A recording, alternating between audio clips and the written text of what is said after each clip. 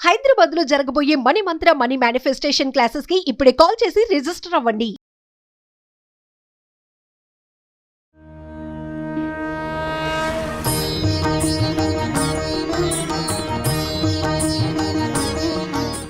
జై శ్రీమన్నారాయణ. సో, మార్గశిర మాసం ఎలా సాగుతోంది మీ అందరికీ?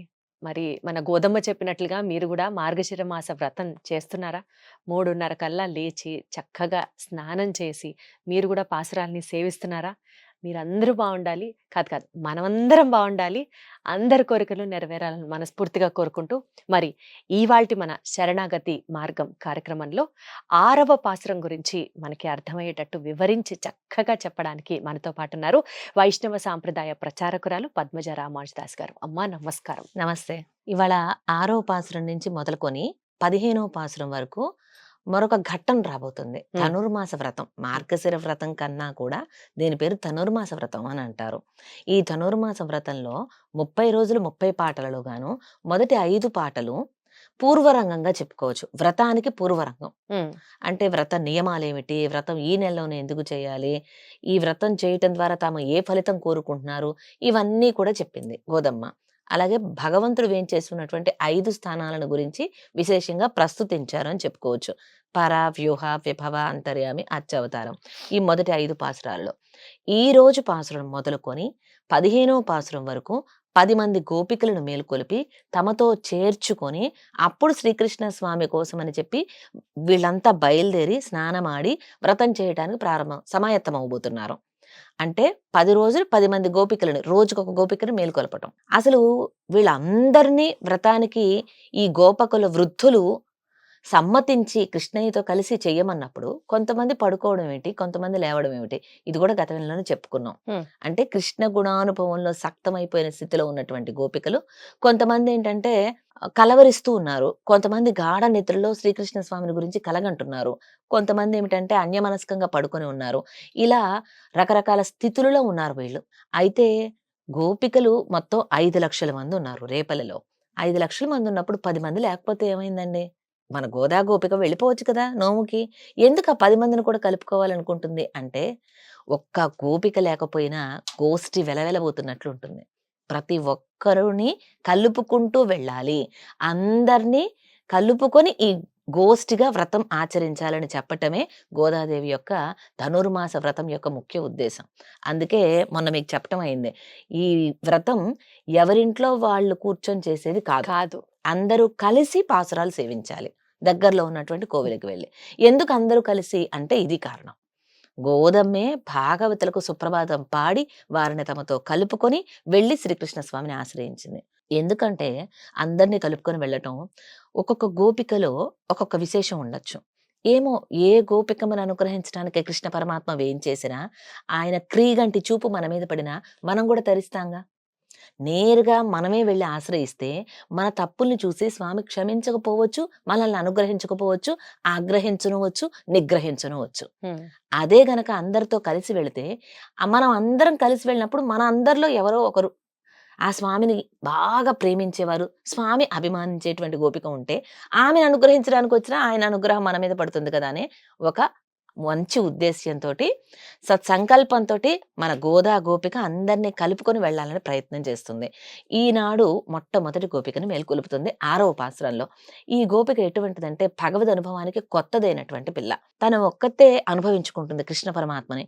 అందరితో కలిసి అనుభవించాలన్నటువంటి విషయం, ఆ వైభవం తెలియనటువంటి గోపిక. అలాంటి కొత్త గోపికని పిళ్ళాయ్ అంటూ సంబోధిస్తూ నేటి పాసురంలో గోదా గోపిక మేల్కొలుపుతున్నారు. మరి ముందుగా పాసురాన్ని అనుసంధానం చేద్దాం. புள்ளும் சிலும்பினகான் பொள்ளரையன் கோயிலில் வெள்ளை வெளிசங்கம் பேரரவம் கேட்டிலையோ பெள்ளாய் எழுந்தராய் பேய் முலை நஞ்சண்டு கள்ளச் சகடம் கலக்கழிய காலோச்சி வெள்ளத்தரவையில் துயில மறந்த வித்தினை உள்ளத்து கொண்டு முனிவர்களும் யோகிகளும் மெல்ல இழந்து அரியன்ற பேரரவம் உள்ளம் புகுந்து குளர்ந்தேலோர் ఎంబావాయ్. ఆండాళ్ తిరువడిగళే శరణం. ఇది 6వ పాసురం. ఈ పాసురంలో నిద్రిస్తున్నటువంటి గోపబాలిక ముంగిటికి వెళ్ళారు మన గోదా గోష్ఠి 5 లక్షల మంది కలిసి, ఒక 10 మంది తక్కువతో. ఆమె దగ్గరకు వెళ్ళి, అమ్మా లేవమ్మా, ఇంకా పడుకున్నావేమిటి నువ్వు అంటే, అదేమిటి మీరు అప్పుడే లేచేశారు, అసలు తెల్లవారింది అనటానికి గుర్తులేమిటి చెప్పండి, ఎలా మీరు అనుకుంటున్నారు తెల్లవారిందని అంటూ లోపల గోపిక అడిగితే మన గోదా గోష్ఠి అంతా కూడా చెప్తున్నారనమాట. తెల్లవారిందనటానికి గుర్తులు అంటారేంటమ్మా, ఇదిగో పక్షులన్నీ కిలకిల రావాలు చేసుకుంటూ వాటి ఆహార సముపార్జన కోసం వెళుతూ ఉన్నాయి. పొద్దున్నే లేవగానే పక్షుల కిలకిల రావాలు వినిపిస్తాయి, గమనించారా? అంటే దేనికి అంటే ఈ పక్షుల కిలకిల రావాల్లో కొన్ని రకాల వ్యత్యాసాలు కూడా ఉంటాయి. ఇప్పుడు ఆరో పాసులలో చెప్పే పక్షుల కిలకిల రావాలి ఏంటంటే ఆహారానికి వెళుతూ ఈ పక్షులన్నీ కూడా శబ్దం చేసుకుంటూ వెళుతున్నాయి. అవును. అటువంటి పక్షుల కిలకిల రావాలి మీకు వినిపించడం లేదా అంటే ఈ లోపల ఉన్న గోపికమ్మ అంటుంది కదా, మీరందరూ కలిసి ఇంతమంది మాట్లాడుతూ ఉంటే ఏమండి 2 కొప్పులు ఒక చోట చేరితేనే పెద్ద శబ్దం వస్తూ ఉంటుందని అంటారు. మాట్లాడుతూనే ఉంటారు కదా. మరి 5 లక్షల మంది గోపికలు అందరూ కలిసి మాట్లాడుతుంటే ఆ పక్షులు కూడా తెల్లవారింది అనుకుంటున్నాయేమో. అది తెల్లవారింది అనటానికి గుర్తు కాదు. ఇంకోటి ఏదైనా చెప్పండి, ఇంకా తెల్లారలా, మీరు భ్రమిస్తున్నారు అంటూ లోపలమ్మ చెప్పింది. అప్పుడు మన గోదా గోష్ఠి అంటుంది, అయ్యో పోనీ పక్షుల కిలకిల రావాలంటే మా మూలాన లేచినాయి అని అంటున్నావు, బానే ఉంది. కానీ కోవెళ్ళల్లో శంఖానాదం ఊది తలుపులు తెరుస్తూ ఉన్నారు. ఏదైనా ఒక సన్నిధి తలుపులు తెరిచేటప్పుడు శంఖానాదం పూరిస్తారు, పాంచజన్యాన్ని పూరిస్తారు. అంటే స్వామి సుప్రభాతం వేళ అవుతుందయ్యా, నీ సన్నిధి తలుపులు తెరుస్తున్నామంటూ స్వామికి బయట ఉండేటువంటి అందరికీ కూడా తెలియాలి కదా కోవెల తలుపులు తెరుస్తున్నారు అని. అదొక సిగ్నల్ లాగా అనమాట, తెల్లవారింది అనటానికి సంకేతం. ఆ విధంగా అందరూ కూడా వెళుతూ ఉన్నారు కాబట్టి లేవమ్మా అన్నారు. అయితే అయినా సరే ఈమె నమ్మలేదు. నమ్మకపోయేటప్పటికి మునులందరూ కూడా ఉదయాన్నే లేస్తూనే శ్రీహరి శ్రీహరి శ్రీహరి అని ముమ్మార్లు నామజపం చేస్తూ లేస్తారు. మొన్న కూడా మీకు ఒకసారి చెప్పటం అయింది ఎపిసోడ్లో. ఉదయం లేవడంతోటే మీరు మంచం మీద పడుకోండి, కింద పడుకోండి, ఎటు శ్రీమన్నారాయణ పడుకున్నా సరే శ్రీమన్నారాయణ శ్రీమన్నారాయణ. శ్రీహరి శ్రీహరి శ్రీహరి అని లేవాలి. ఎందుచేతనంటే హరి హరతి పాప అని అంటారు. హరి అనే 2 అక్షరాల తిరునామం మన సకల పాపాలను కూడా పోగొడుతుంది. అందుకని హరి హరి హరి అంటూ లేవాలి. అయితే కేవలం హరి అన్న దానికన్నా అమ్మతో కూడిన స్వామిని మనం సేవించాలి కాబట్టి శ్రీహరి శ్రీహరి శ్రీహరి అంటూ ముమ్మార్లు లేకపోతే 7 సార్లు అలా మనం అంటూ పైకి లేవాలి. అలా మునులందరూ కూడా లెగుస్తున్నారట. ఎలా లేస్తున్నారు, ఎలా మేల్కాంచుతున్నారు వాళ్ళు అంటే నిదానంగా లేస్తున్నారట. ఇప్పుడు చాలా మంది మనలో ఏం చేస్తామంటే పడుకున్నప్పుడు అలారం పెట్టుకొని పడుకుంటారు. ఉదయం లేవగానే కట్టేసి ఒక్క ఉదుటన లేవకూడదట.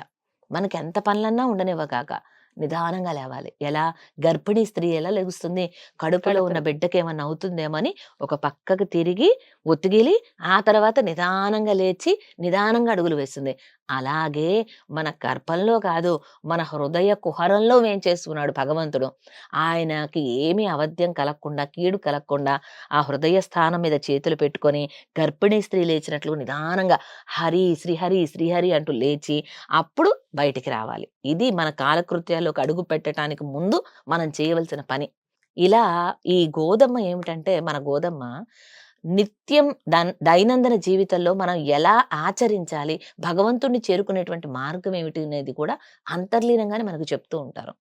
ఇలా మునులందరూ కూడా లేచి వెళుతున్నారు కోవెలకి. ఆ సన్నిధి తలుపులు తాళాలు తీసుకొని వాళ్ళందరూ కూడా వెళుతూ ఉన్నారు. ఆ శంఖం పూరిస్తూ వెళుతున్నారు. నీకు వినిపించటం లేదా, లేవమ్మా అని అంటున్నారు. లోపలున్న గోపికమ్మ అన్నది ఇంకేదన్నా చెప్పండి అని అంటే మరలా వీళ్ళు అంటున్నారు కదా, ఆ మునులందరూ కూడా హృదయంలో స్వామిని ప్రతిష్ఠించుకున్నారు. ఎటువంటి స్వామో తెలుసా అంటూ ఈ పాసురంలో 2 కృష్ణ చేష్టతములు చెప్తున్నారు. ఆనాడు యశోద రూపంలో వచ్చి శ్రీకృష్ణ పరమాత్మకి ఏదో కీడు తలపెడదామని స్తన్యానికి విషం పూసుకుని వచ్చింది పూతన అనే రాక్షసి. మనం చెప్పుకున్నాం అది. ఆ పూతన వృత్తాంతం కూడా విపులంగా చెప్పుకున్నాం మనం. అలాగే ఆ కార్తీక దామోదర లీలలో అటువంటి ఆ పూతన సంహారం చేసినటువంటి శ్రీకృష్ణ పరమాత్మ అదే సమయంలో ఆ కృష్ణయ్యే ఇంకొంచెం రోజులు గడిచిన తర్వాత శకటాసురుణ్ణి అనేటువంటి రాక్షసుణ్ణి, అంటే బండి రూపంలో తనకేదో కీడు తలపెట్టడానికి వస్తే ఆ బండికే ఊయల కట్టి వెళ్ళింది యశోదమ్మ పక్కకి. ఆ బండిని ఏడుస్తూ పాల కోసం తన్నినట్లుగా తన్ని సంహరింపజేసేవాడు కృష్ణయ్య. అది కూడా మనం చెప్పుకున్నాం, శకటాసుర సంహారం. అవును. అటువంటి పూతన సంహారం, శకటాసుర సంహారం చేసినటువంటి అదే శ్రీకృష్ణ పరమాత్మ పాలకడిలో శేష తల్పం మీద అలా భక్తుల లోక సంరక్షణార్థం ఆ చింతనలో యోగ నిద్రలో వేంచేస్తున్నాడు. అటువంటి స్వామిని, ఇది క్షీరాబ్దినాథుణ్ణి తమ హృదయాలలో వేంచేపు చేసుకొని ఈ మునులందరూ కూడా కోవెలకు బయలుదేరుతూ ఉన్నారు.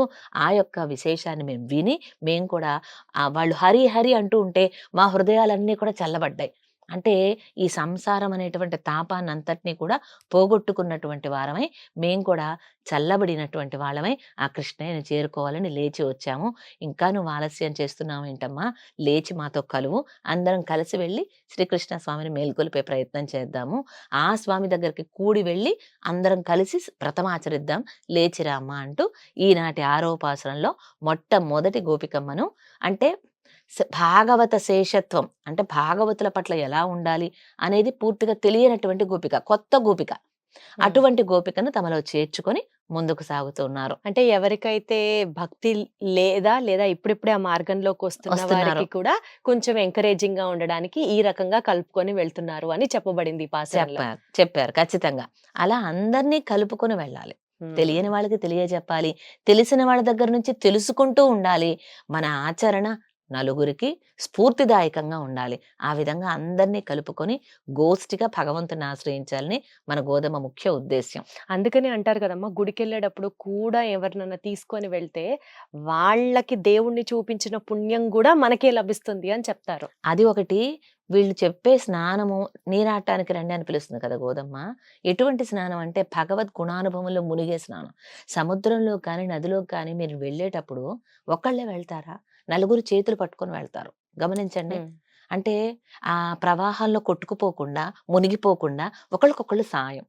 అలాగే భగవంతుని కళ్యాణ గుణాలలో మునగటం అనే స్నానం ఇది.